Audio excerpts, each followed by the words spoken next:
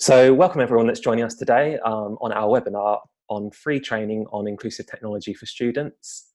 My name is Mark Gaddis. I'm the Digital Marketing Manager here at AbilityNet, and I'm joined today by Lizi Green, who's the Administration Manager here at AbilityNet.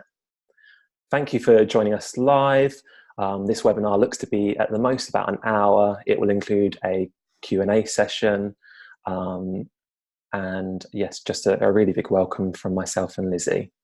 Next slide, Lizi. So what is this webinar on? Today we're going to be looking at the common barriers to learning encountered by students and the free and low-cost technology we recommend for helping students, and anyone else for that matter, to overcome these challenges. So there'll be lots of recommendation, lots of really interesting advice and information from our expert, which is Lizi, who a lot of you can see in the video. Hello from myself and hello from Lizi. Just a few housekeeping bits from myself. There are live captions during the webinar, so a big thank you and a welcome to Judith from MyClearText, who's providing that at the bottom of the screen. There is a human behind those captions. It's not automated. So yes, thank you very much, Judith from MyClearText. Slides, a transcript and the recording will be made available post-webinar. So emails will go around to both attendees and absentees with a link to this. So do make sure that you're sharing that with any of your colleagues that you think will be interested in the material we share today. Two important bits of housekeeping. So if you're joining us on a desktop device, and I think it's the same on mobile, but depending on how you're joining us, there is a Q&A window that you can use, and there's also a chat window.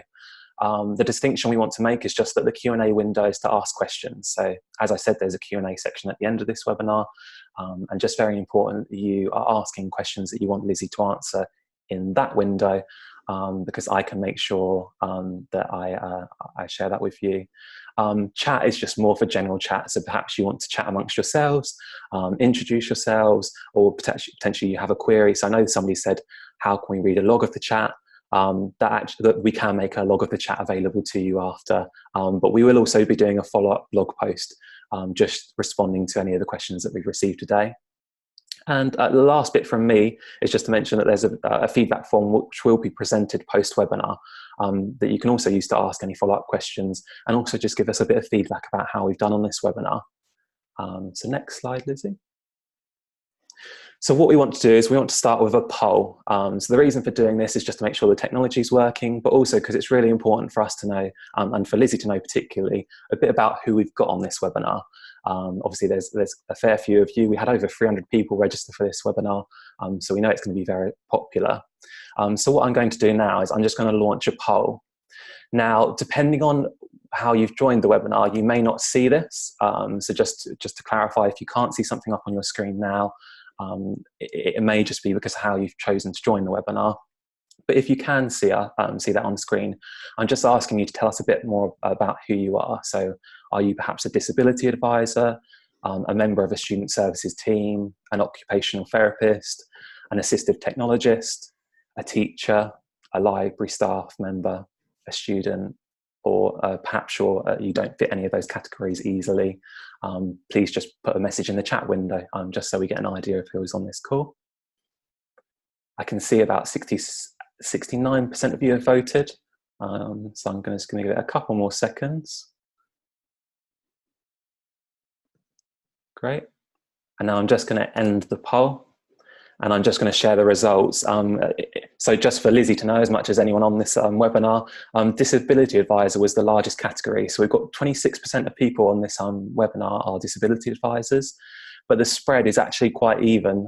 So we've got student services team members, 18%. We've got assistive technologists, 10%, library staff, 16%, and then other, 21%. Lots of different job titles coming through on the chat. So thank you for everyone that's sharing your role in relation to this webinar.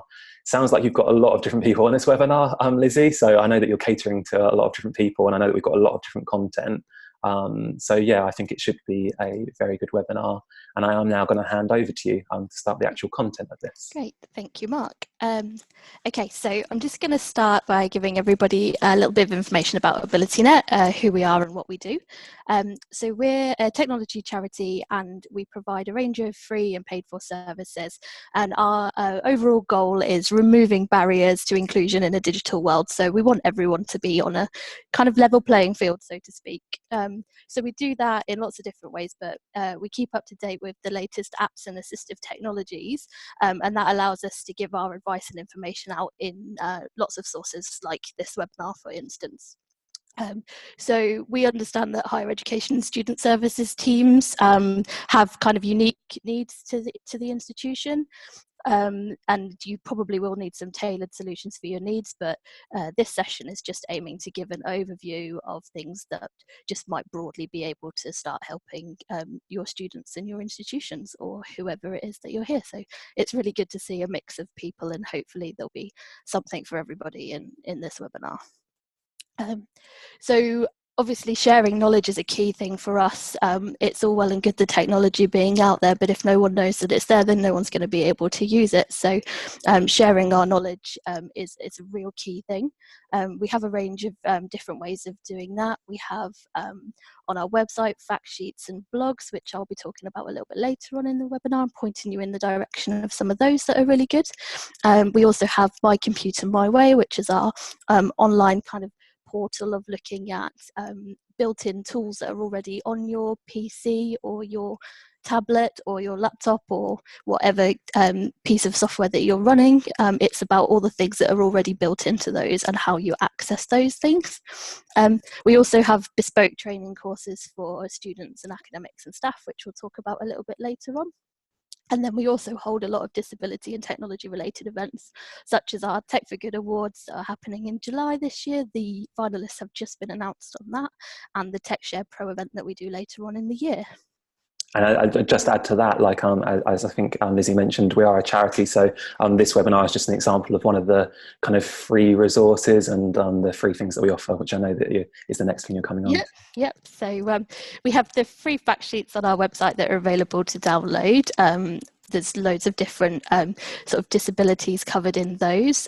Like Mark said, these free webinars that we're running, we have some digital accessibility resources. We have our news and blogs, which are kept up to date really well. There's always new blogs on there, and I'm always going on there and reading those because they're great. I learn new things off those all the time. We have My Computer My Way, which I mentioned, and then there's loads of other useful links on our website as well to point you in different directions. So I just wanted to quickly mention something that we're developing that is specifically related to students. It's called My Study My Way, and it's a student inclusion platform for higher education. We've developed it and it's powered by another company called Clear Talents, and what it's there to do is to help universities and colleges be able to create an inclusive environment for everybody at their institute.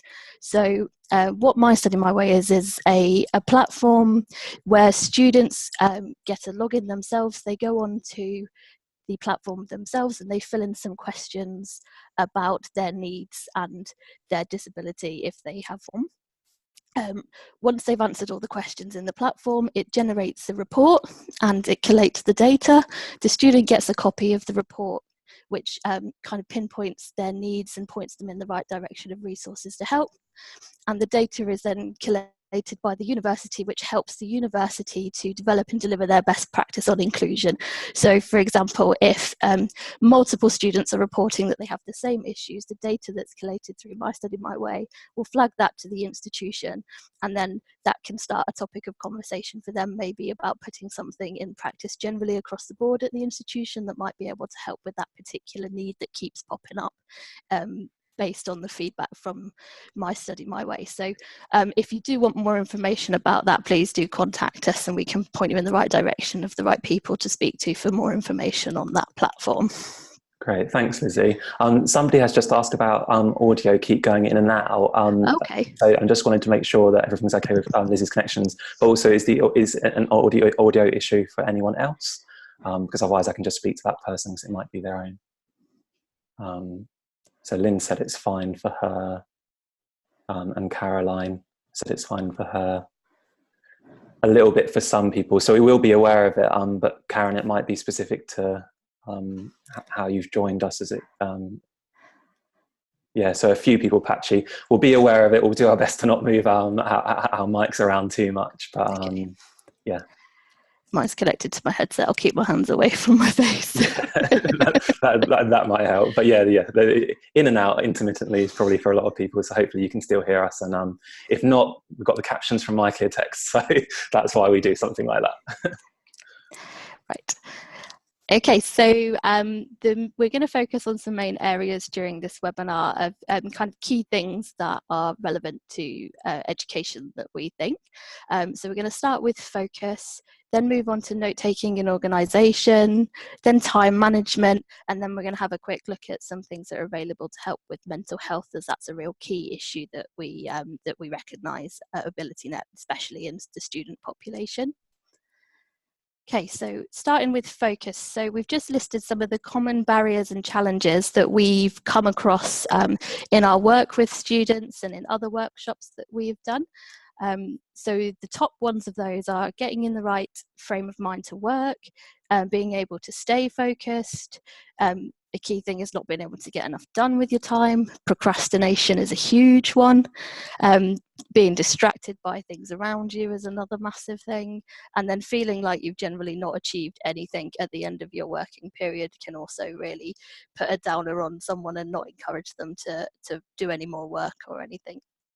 So the first apps that I wanted to talk about related to these are some ambient noise generation apps. So studies have shown that listening to ambient noise can really increase people's creativity. And what we mean by ambient noise is just sort of background noises. And as you can see by the name of the apps, Coffeetivity, as you might be able to tell, is the noise of a coffee shop. So you download the app and you turn it on and press play, and all it does is it has an ongoing stream of coffee shop noises, so clattering cups and people sort of just chattering, but no real distinguishable sounds other than just that general background noise. Study ambience is the similar idea, but study ambience you can choose your sounds, so you can have things like a crackling fire or rainfall in a forest, and just kind of more to your preference. And Noisily again has some choices. We've popped the 3 on here. So Coffeetivity is available on iOS, Study Ambience on Android, and Noisily is a web-based version of an ambient noise generator. So it gives you some options across all the platforms there, and should be something that's suitable for everyone running those devices. Also, I'd like to mention, we were talking about our blogs earlier. There is a blog that went up recently that one of my colleagues has written, which goes into a lot more detail about the studies behind these ambient noise apps. So check that one out if you have time, because she goes into a lot of detail about that. Mm-hmm. And the benefits, more on the benefits as well. I was actually reading that this morning, so yeah. Okay, the second apps for focus are Forest and Cold Turkey, and these apps are content blockers. So these are designed for students who have a tendency to look at their phone every 5 minutes or 30 seconds or however often they do. I mean, no, I am definitely one for doing this as well. So what these apps do is you set them up for time periods that you cannot access your phone. So the Forest app, what it does is we set your time periods on your phone, and it comes up, and if you don't use your phone for the time that you set it up, so you set it up for 30 minutes. If you don't use your phone for 30 minutes, it grows a little sapling into a tree on the screen. If you touch your phone and go into it, inside of the 30 minutes, your little sapling dies. It's very sad. That's a very clever app. That's a great concept. And if you get to the end of your time period, you get a fully fledged tree, and it plants it into your digital forest. So you can build a whole forest of trees. So I guess the question, Lizzie, is have you got this app open now, and is your tree growing? Have I got? I don't have it open now, but if I did, my tree would be growing because I'm not looking at my Yeah, good. In fact, it's not even on the table. Yeah. So it's a great one. We did have a student come to us though and said, I used that forest app, but all it made me realize is I don't really care about trees. Wow. I was like, okay, but it works for some, it doesn't work for others. Cold Turkey is a web-based content blocker. It's a lot more straightforward and simple than Forest. All it does is you set it up for the amount of time that you want it to do, and it just completely grays out your screen.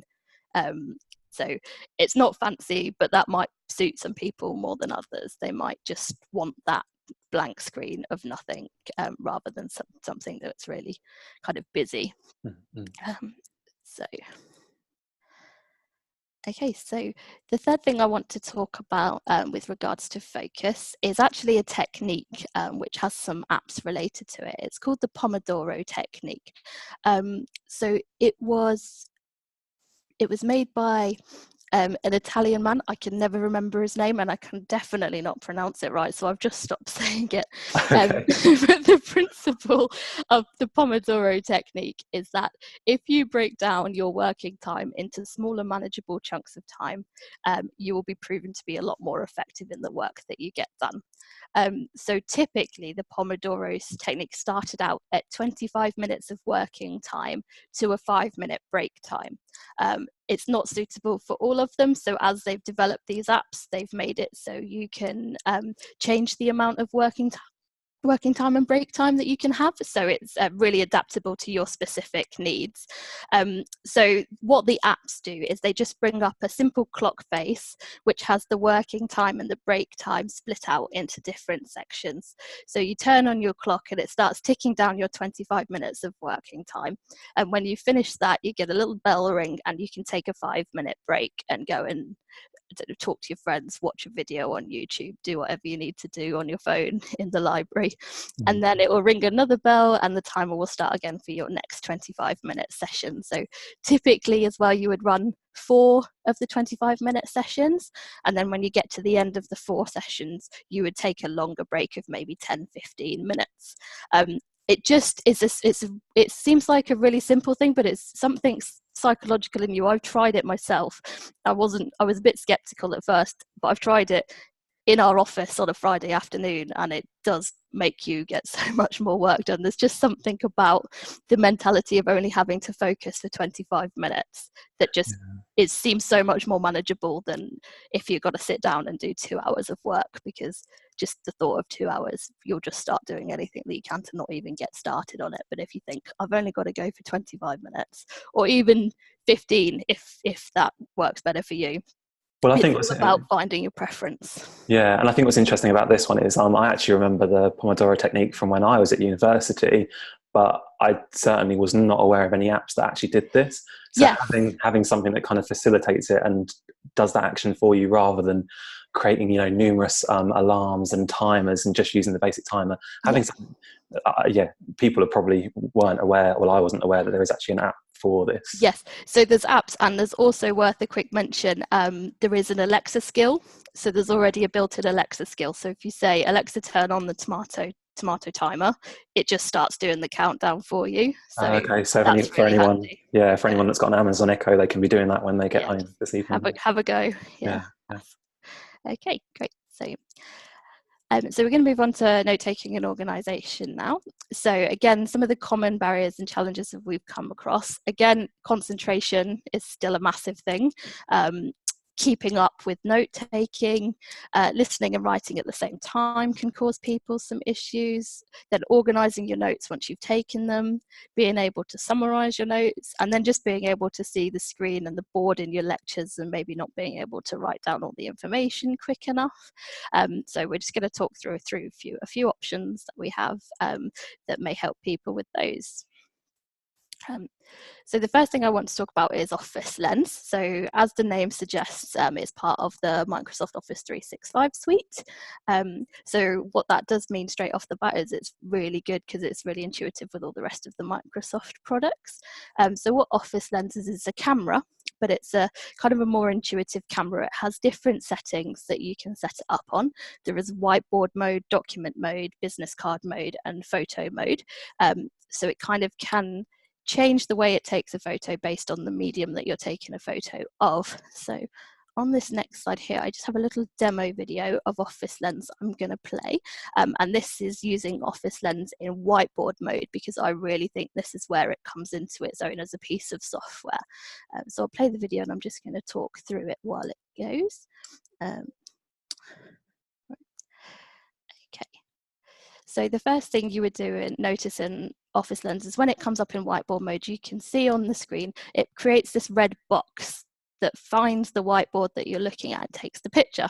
You'll also notice I was taking the picture from an angle, and when you take it, it pulls it straight. Then what you do is, once it's pulled it straight, it goes straight into your gallery, and you can choose to insert that into any of the Office products like I spoke about. So we've popped it here into OneNote, because then you can use it in OneNote too.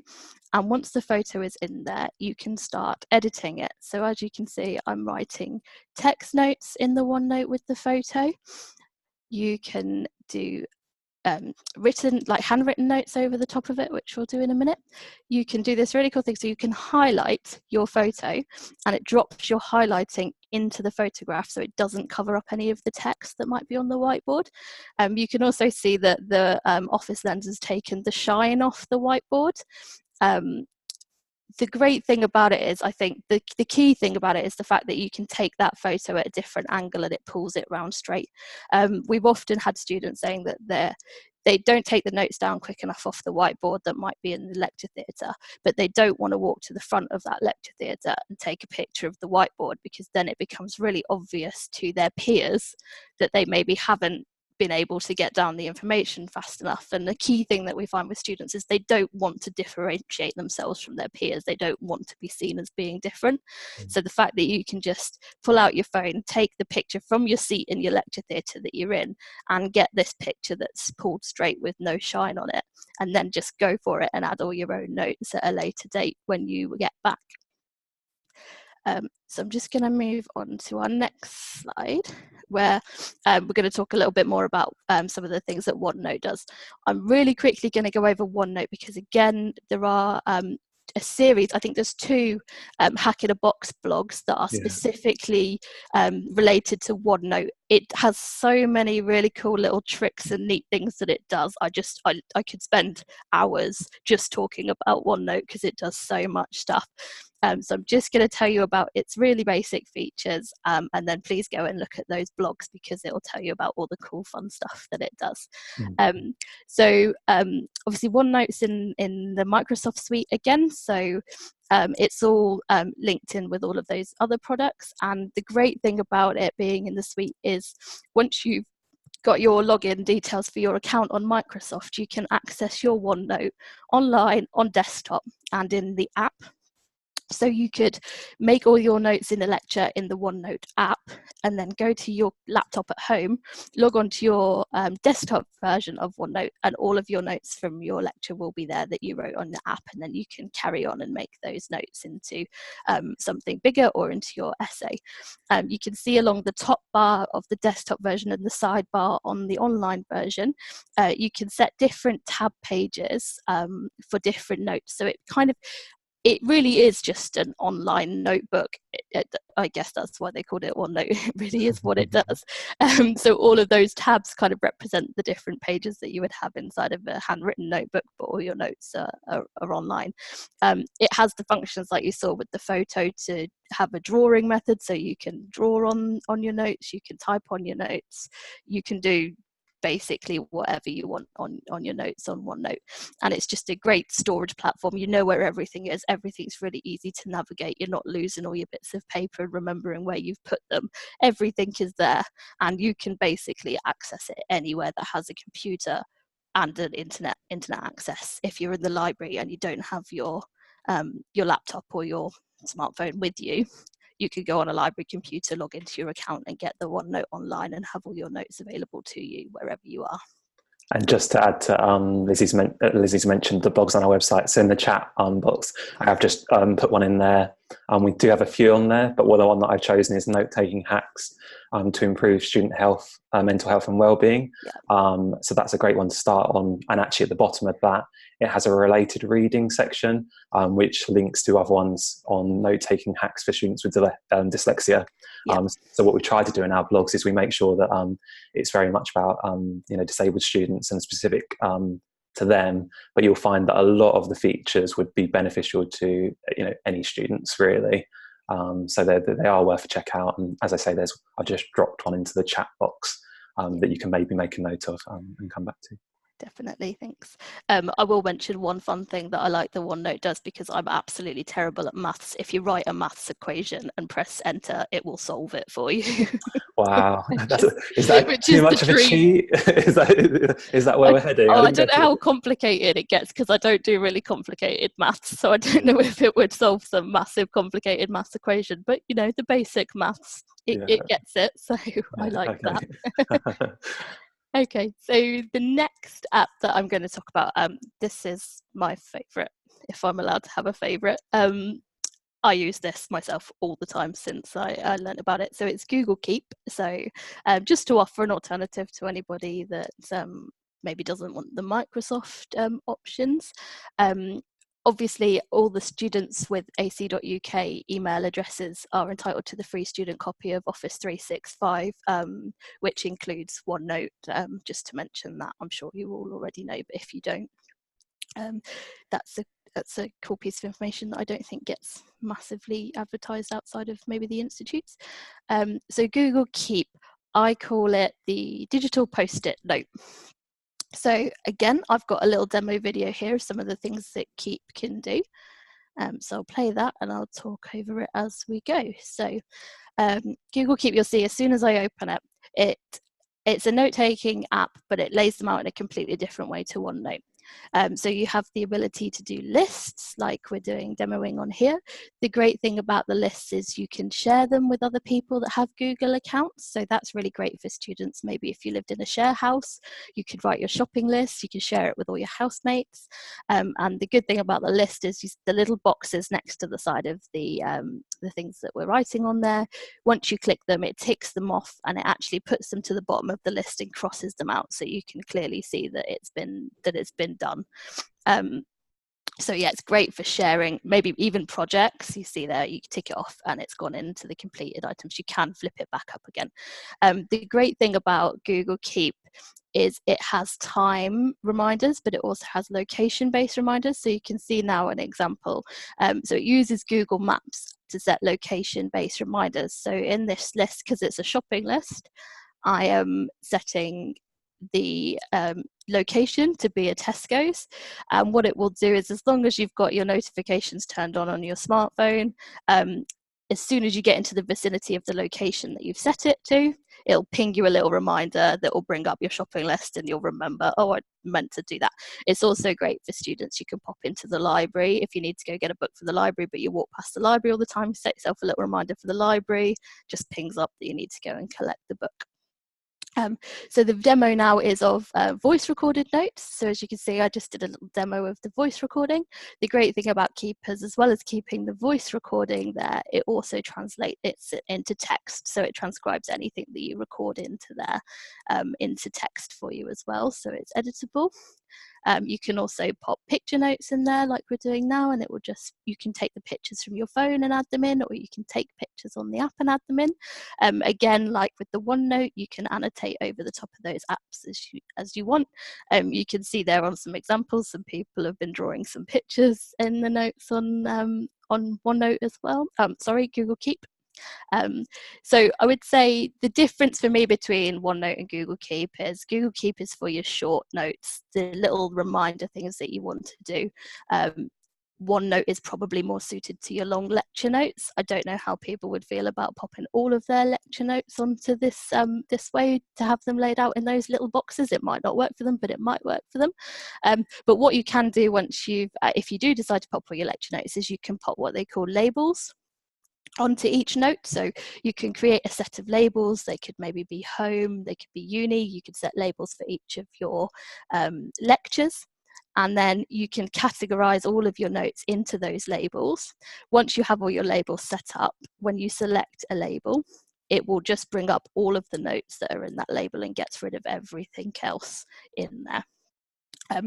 Also, there is an example that you can change the color on all your notes. So if you wanted to set a label and set a color to the notes, then you could have all of your notes in green to be for one lecture, all of your notes in yellow to be another lecture. A side note of the label of the colors is that someone with dyslexia might find it really useful to put a yellow filter on all of their notes, because they might just find it easier to read on a yellow background. And then another quick thing that I want to mention about Keep is it does have an OCR function. So that means you can take a photo. You can see the demonstration on the right hand side there. Now the video is stopped.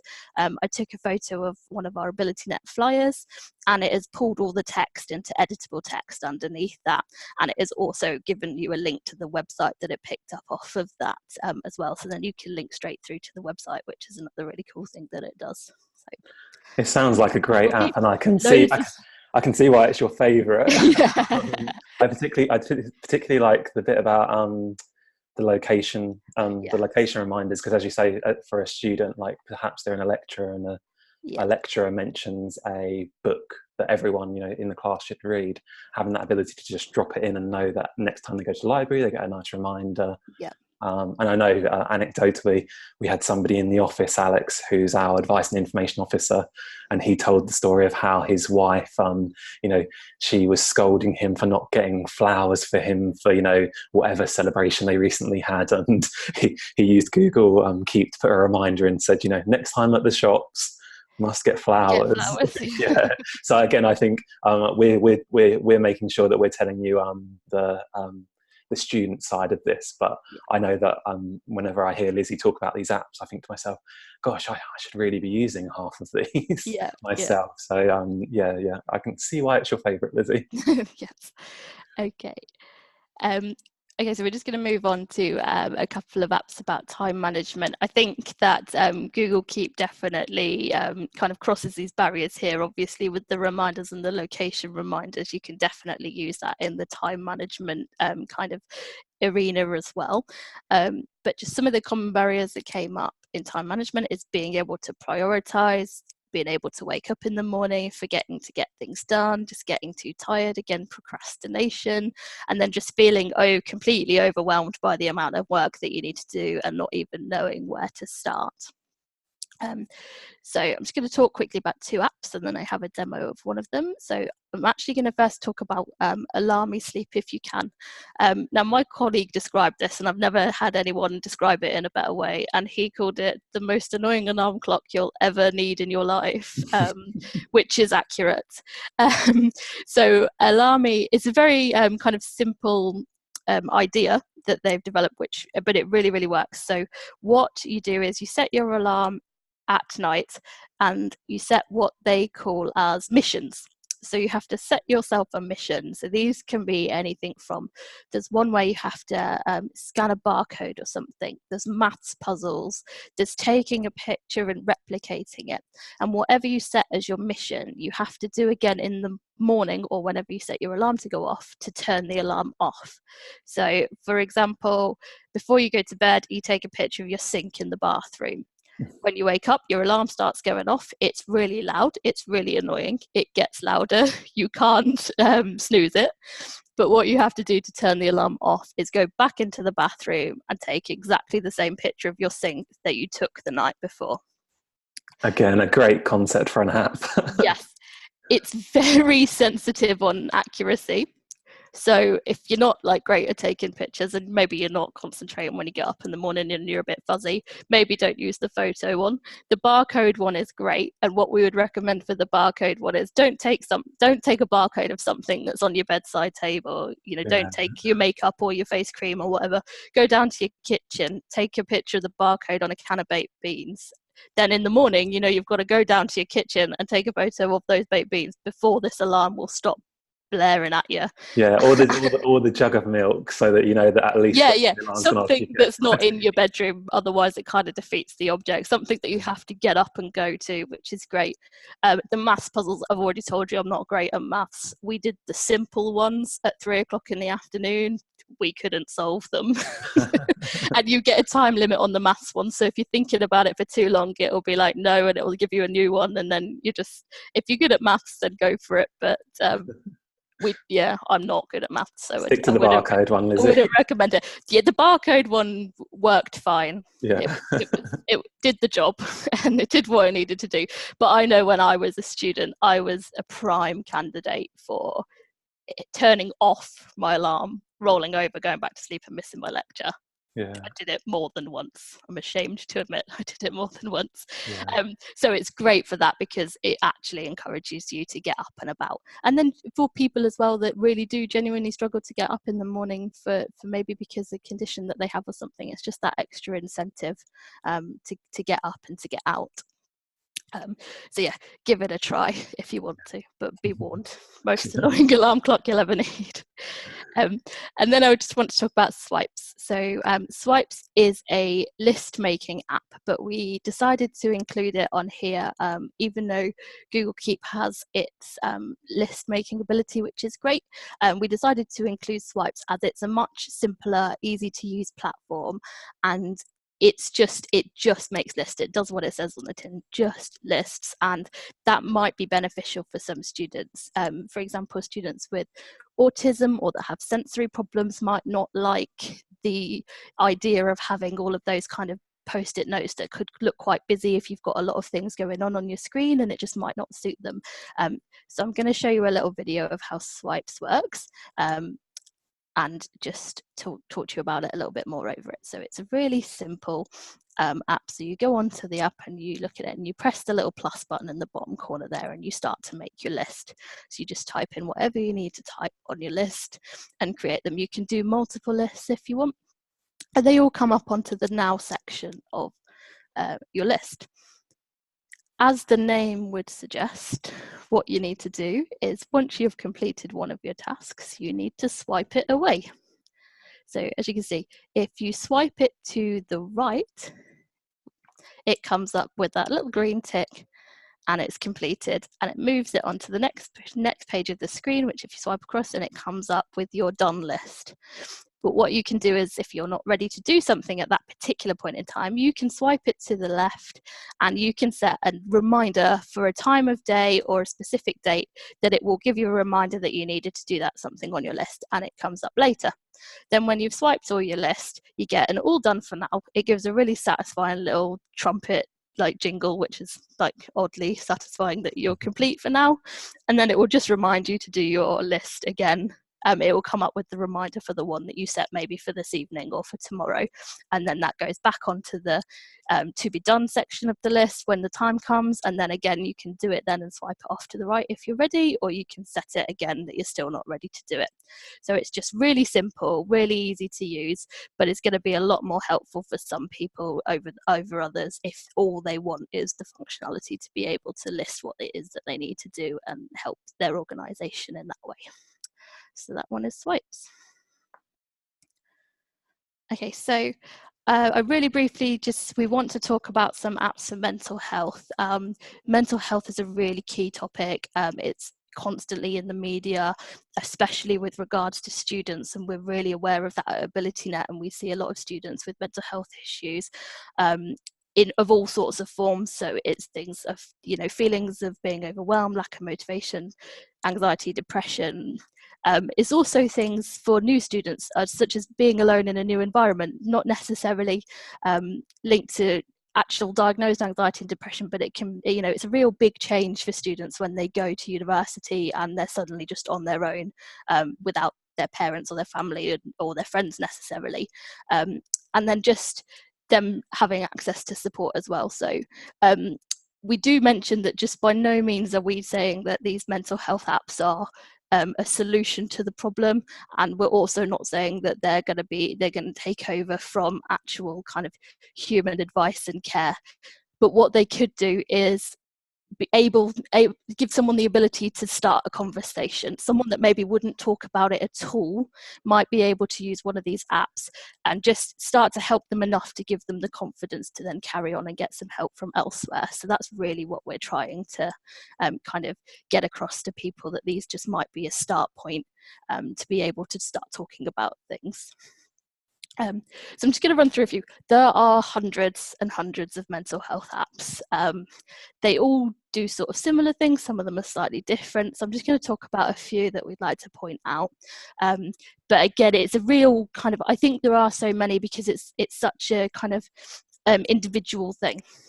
There's going to be some that work for you and some that don't work for you. So it's just going to come down to sort of trial and error of what you find that you like. So first of all, I'm just going to run through Catch It, Calm, Harm, WhatsApp and Mindshift, and then I'm going to talk about the SAM app because I have a little demo of that on the next slide. So Catch It works on the CBT based principles. So CBT is the cognitive behavioral therapy.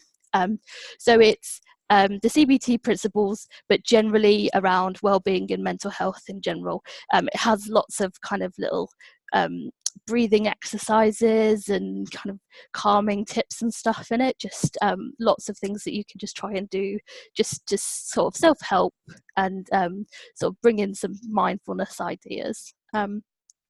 WhatsApp is the same. It kind of has the CBT, but it also has ACT, which is acceptance commitment therapy. And again, it's about coping mechanisms and coping methods. Again, it has a lot of breathing exercises and those kind of things. As I said before, there's a lot of kind of overlay in the content of these apps, but it's just about the way that they present it in slightly different ways, which might just resonate to different kinds of people. Mindshift, again, is CBT strategy, but they come at it from more of a mindfulness way. Mindshift was actually developed by the Canadian government. They had a lot of problems in Canada with SAD disorder because they get, especially in the real outskirts of Canada, they get so little daylight in some periods of the year. They had a lot of people that were having mental health issues. So they developed Mindshift. The one thing I really like on Mindshift is it has like inspirational quotes, which are quite nice to just read, but it comes from a more mindfulness approach. So there's kind of meditation and breathing techniques in there as well. Calm Harm is a slightly different one. So Calm Harm aims to provide distraction techniques for people who might be self-harmers. So it's teaching them ways of distracting themselves when they might be getting those kind of feelings to help them sort of ride the wave. They refer to it as in the app, which is why their symbol kind of looks like that wave shape. So again, there's loads to talk about in those. So and it's all personal preference. So it would go and have a look at them definitely and see what's available in those. But one I'm going to demonstrate to you is the SAM app because I particularly like this one and it just does a few nice things that I really like. So the SAM app was developed by the University of West England. You may or may not be aware there was a lot of press around mental health issues specifically at that university, so they've put a lot of work and effort into developing this app, and I think it's really great what they've done. So I'll just show you the bits that I like on this app. So the first thing I really like about SAM is it doesn't look like a mental health app. So it's kind of disguises itself in the nature of someone looking over your shoulder might not necessarily know what you're doing. And what I really like about it is this anxiety tracker. So what you can do is go in and you can move these slide bars on how you're feeling at that particular time. And then what it does is it tracks it on an anxiety tracker. You can see here, it's not great because this is a demo machine, so we don't use it often enough, but you can do it as often as every hour. You can track how your feelings of anxiety, your worrying thoughts, you avoiding things and the physical sensations. And you can get a plot of a graph of how that changes over the course of the day. what we find with students is really useful is they might think that they're going to be particularly anxious just before they go into a lecture, and they start maybe tracking their anxiety over the course of the week, and it actually turns out they're not anxious when they're going to the lecture. They might be more anxious when they're in the lecture or completed the lecture, because they don't know about taking their notes or something. But it's a really good way of them tracking when those feelings of anxiety are likely to come on, and then helping to combat them. So you can see on the screen here, this is just a little distraction technique app where you just colour in the picture or move the screen off the picture. And there's also calm breathing techniques in there as well. You build up through the levels on this. So like I said, it's really good because it's disguised and it looks like a game. So you could just be there colouring in on the screen, and no one knows that you're doing something in an anxiety-based app. So like I said earlier, it was a key thing that came up from students is they don't want to be seen as different. So it won't make them seem different because, you know, you look over and everyone's playing games on their phone and it just looks like another game. They also have a social media thing that if you get an account on there, you can go onto their social site as well. And there's links to sort of self-help organisations and things with that on there. There's information that points them in the direction of real human help, which is definitely a key thing with the mental health issues. Okay, so that's the end of everything that I'm going to show you app-wise. So I'm just going to come back to Mark for another poll. Yeah, well, that was great, Lizzie, because I know that in working with you, you've compressed a lot of things into a short amount of time. Yeah, it's hard. There's a lot to talk about. Yeah, so we've got about 10 minutes left before the kind of webinar. We're planning to end the webinar, so we want to make sure that we're moving on to the Q&A quite quickly.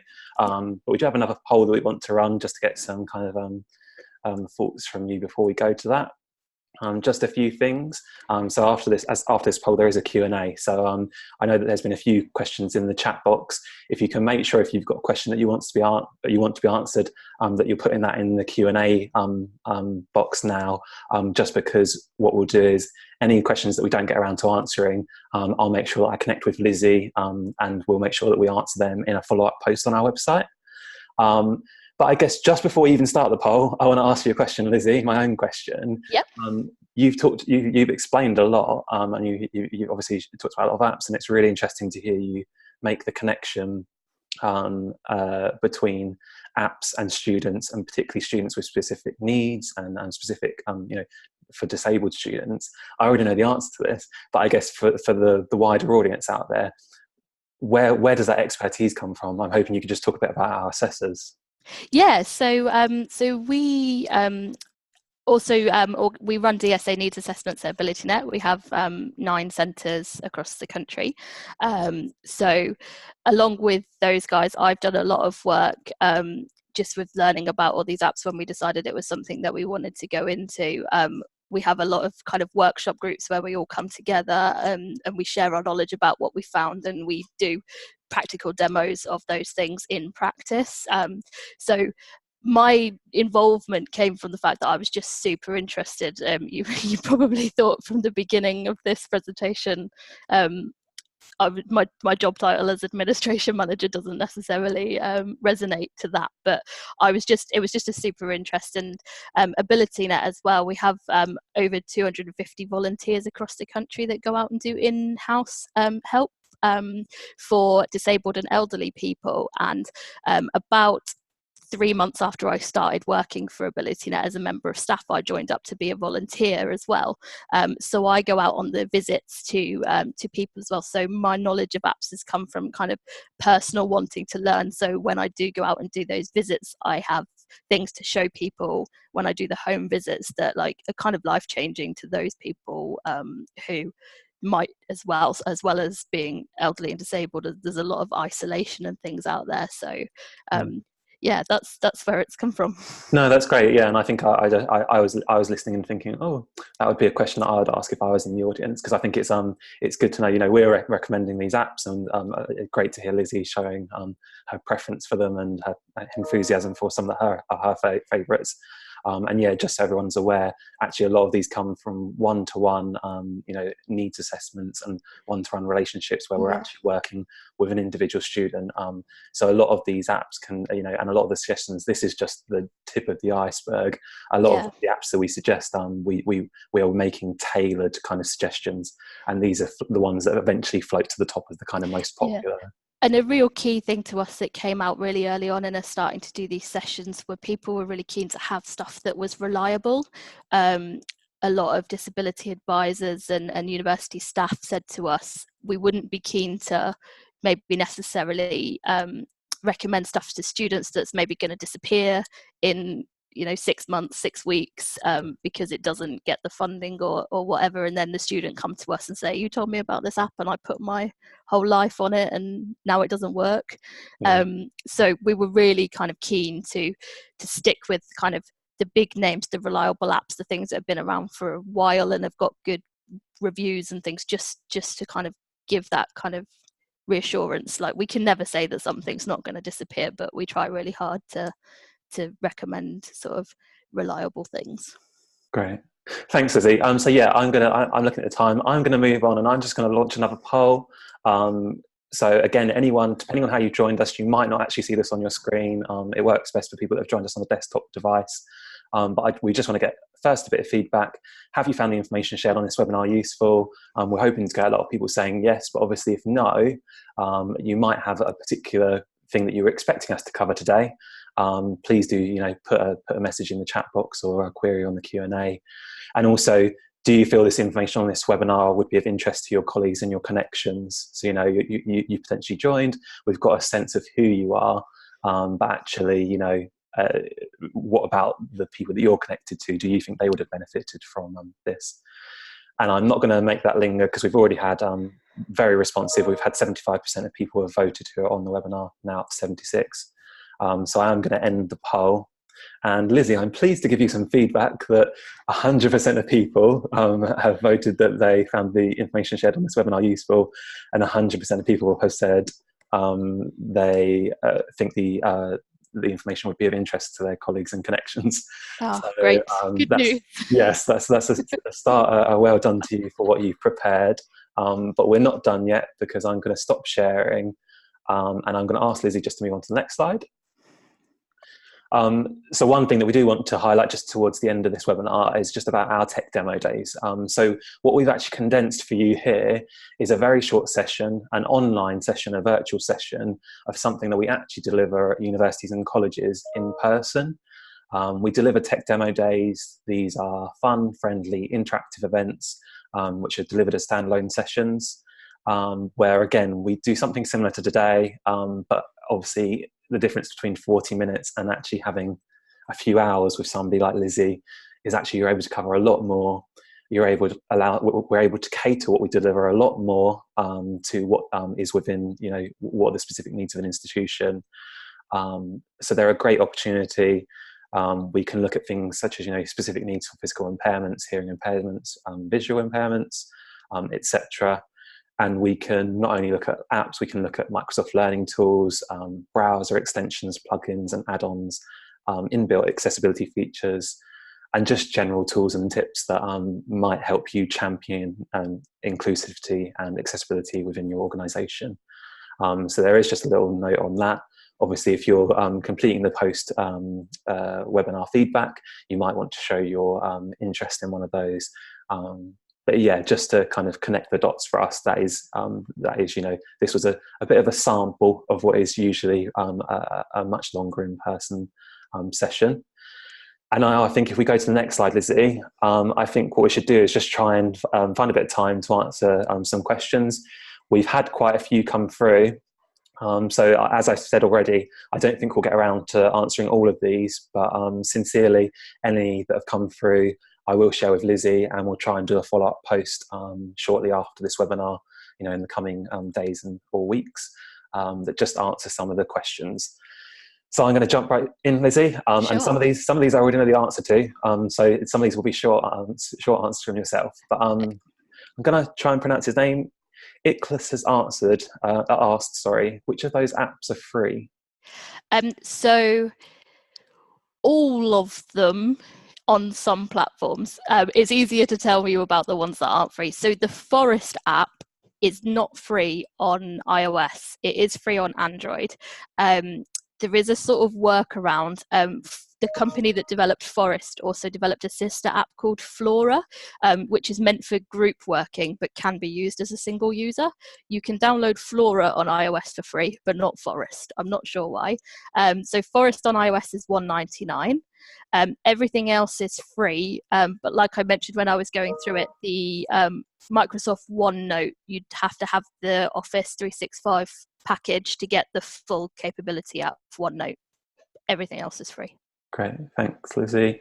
Another question. So, well, a couple have come through about this. So, you mentioned the Forest app. There have been about 3 questions about the content blockers. So, about Cold Turkey, the Tree app, as Caroline kind of caught it. People are asking, are they for PC or are these purely apps? Cold Turkey is on PC. Forest is just an app. Like I said, there's just a couple that we talk about. There are multiple different ones available on different platforms. So we just put Forest and Cold Turkey in there because one is app and one is web-based.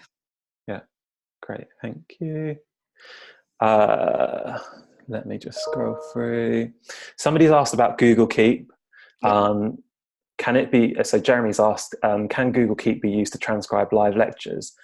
I don't necessarily know if that's the purpose, but do you know of any I'm not sure the accuracy would be, because you can do the voice recorded notes, but I'm not sure that the accuracy would be all that good. I think it would really depend on the quality of your mic. So if you were trying to record on your phone, you probably wouldn't get a good enough quality of recording for it to then transcribe. There's some really great software out there that does it, but it's all kind of pricey. Students get it through the DSA funding, but we haven't, it is something that we get asked about a lot, and we haven't found much. There is an app called Otter that is a transcribing app, and for free, I think, I'm trying to remember off the top of my head how many minutes you get free a month. I think it's 300, but I'll have to check that and let you know, Mark.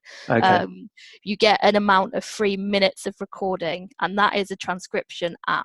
Again, I have only trialed it in kind of a small setting, so I don't know how well it would fare in a lecture theatre. I think, again, it would very dependent on the mic that you were using and the quality of the recording that was coming through.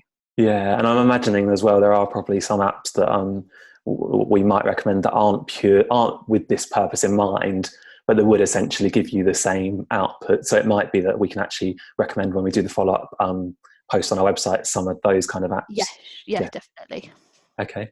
I've got a question from Jen. She's asking, are there any apps for promoting more sleep for students who don't have a healthy sleep study balance? I'm putting you on the spot, but are you aware of any? Not that I've come across, but it's definitely something that I would be interested in doing some research to see if I can find one. I love a challenge. So leave it with me, and I can certainly have a look and see if anyone, and have a chat to people and see if they've heard of it.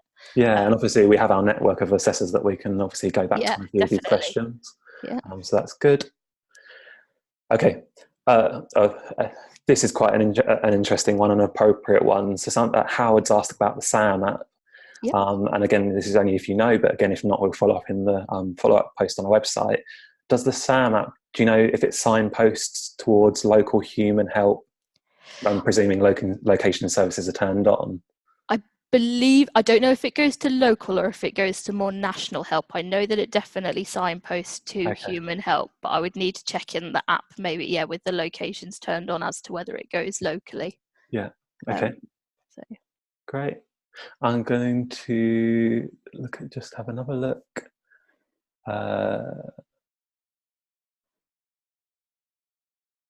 There's a few questions about My Study My Way, so we'll make sure that we put some information out to people about that.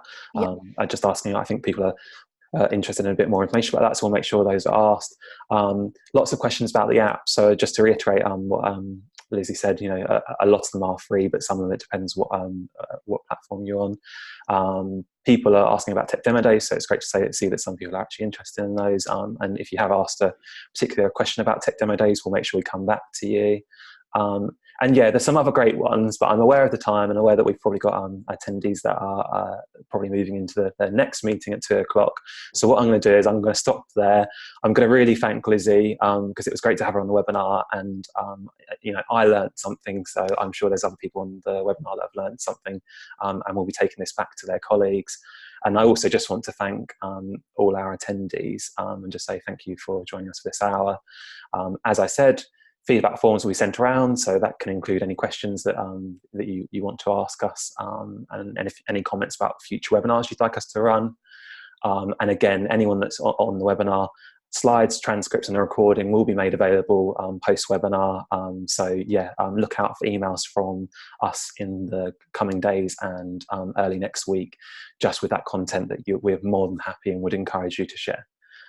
So thanks again, Lizi, and yeah, look forward to having you on a future webinar again soon. Thank you. Great. Thanks, everyone. Bye then.